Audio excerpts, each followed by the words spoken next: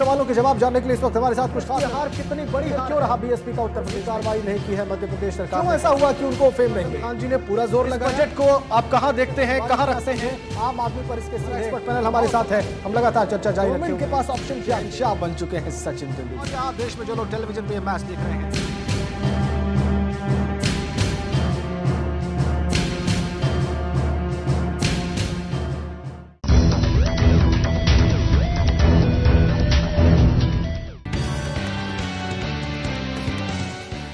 हार का मंथन इस वक्त प्रधानमंत्री आवास पर भी चल रहा है। कांग्रेस कोर कमेटी की बैठक चल रही है, तमाम वरिष्ठ मंत्री इसमें शामिल हैं।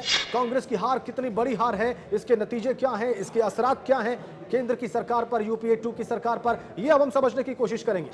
और इसके अलावा प्रदीप सौरभ वरिष्ठ पत्रकार, ये दो विद्वान इस वक्त हमारे साथ हैं। प्रोफेसर आनंद कुमार भी हमारे साथ जुड़ेंगे, लेकिन सबसे पहले रुख करेंगे कुलदीप नैयर साहब का। बहुत स्वागत आपका सर। सोनिया गांधी से जब ये पूछा गया कि राहुल को गलत सलाह मिल रही थी, तो उन्होंने कहा कि ये सवाल है ही नहीं। तो फिर सवाल है क्या? राहुल की फेलियर की वजह क्या है उत्तर प्रदेश में? जितना उन्होंने जोश दिखाया, 200 से ज्यादा रैलियां की, दलितों के घर भोजन किया, बहुत सारी रातें गुजारी, इस बात का कई बार जिक्र किया, कागज फाड़कर फेंक दिया, बहुत सारे स्टंट्स उन्होंने किए पब्लिक के सामने। फिर आखिर फेलियर की वजह क्या है? कि मायावती की और बहुजन समाज पार्टी की असफलता के प्रमुख कारण क्या थे? जबकि आप ये कह रहे हैं कि दलितों का वोट मायावती जी को गया है, बहुजन समाज पार्टी को गया है। हमारे दोनों और खास मेहमान हमारे साथ हैं, वो उनकी बात जरूर सुनेंगे इस विषय पर। क्या आपको नहीं लगता कि हरियाणा गवर्नमेंट के अंदर वो विल पावर नहीं है कि वो इस पूरे विषय को सुलझा सके? क्या राजनीतिक मजबूरियां हैं उनकी? क्या कारण? भ्रष्टाचार और माफिया के खिलाफ जंग लड़ने वालों की हत्याओं का एक लंबा सिलसिला रहा है इस मुल्क में, और ऐसा देश के कई हिस्सों में इससे पहले भी हो चुका है। तो फिर बार बार ऐसा होता क्यों है? क्यों नहीं ये सिस्टम ऐसे अधिकारियों की, ऐसे जांबाज अफसरों की रक्षा कर पाता है? आज शाम सीबी प्राइम में हमारी चर्चा का विषय यही होगा, और हमारे साथ बहुत सारे खास मेहमान जुड़ेंगे। फिलहाल इस वक्त आईपीएस, एमपी कैडर के आईपीएस, पूर्व डीजी बीएसएफ के, एनएसजी के और एमपी पुलिस के भी डीके आर्या साहब हमारे साथ हैं। आर्या जी, स्वागत करने का अवसर नहीं है, बहुत गंभीर, बहुत गमगीन ये दिन आज का, ये शाम। सबसे पहला रिएक्शन मैं आपसे यही लूंगा, द वॉल ने संन्यास ले लिया आज के खेल के हिसाब से सबसे बड़ी खबर, और इस खबर के बाद कुछ सवाल खड़े होते हैं, कुछ बहुत अहम सवाल खड़े होते हैं। क्या टीम के और सीनियर खिलाड़ियों के लिए भी अब कुछ वक्त आ गया है कुछ ऐसे फैसले लेने का? क्या राहुल द्रविड़ इससे बेहतर विदाई डिजर्व नहीं करते थे? और क्या राहुल द्रविड़ की क्रिकेट अब खत्म हो गई थी? क्या यह उनके संन्यास का सही समय था? क्यों ऐसा हुआ कि उनको फेम नहीं मिला जिसके वो हकदार थे?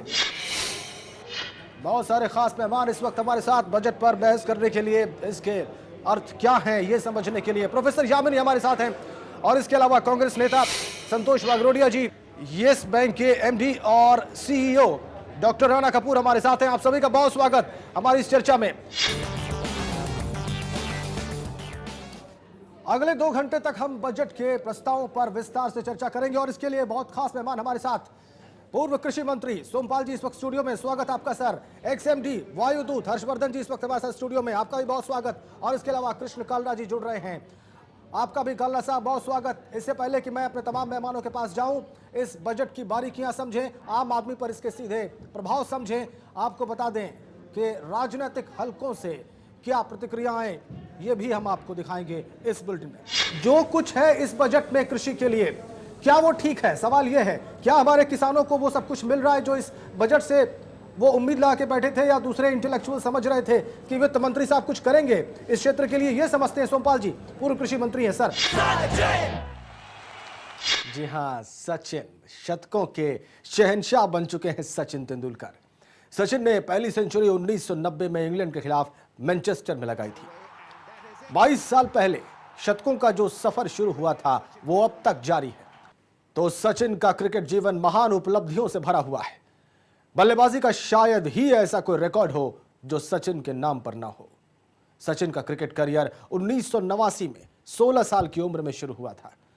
22 साल पहले शुरू हुआ यह सफर अब तक शानदार तरीके से जारी। रविवार की शाम निश्चित रूप से सेलिब्रेशन के लिए बहुत कुछ भारतीय क्रिकेट प्रेमियों के पास, खासकर इन हालात में जब बांग्लादेश से हम पिछला मैच हार गए थे। एक बहुत ही शर्मनाक पहलू था।